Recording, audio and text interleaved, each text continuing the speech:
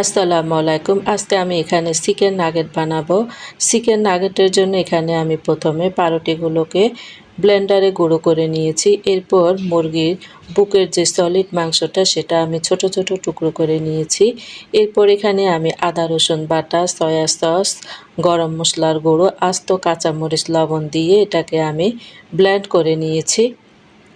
এরপর এটাকে আমি এখন পাউরুটির যে গুঁড়োগুলো করে রেখেছিলাম সেগুলো এখন দিয়ে এটাকে আমি ভালো করে মাখিয়ে নিব।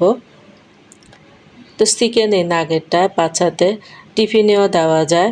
এটা বেশিরভাগ বাচ্চাই আসলে চিকেন নাগেটটা খুব পছন্দ করে।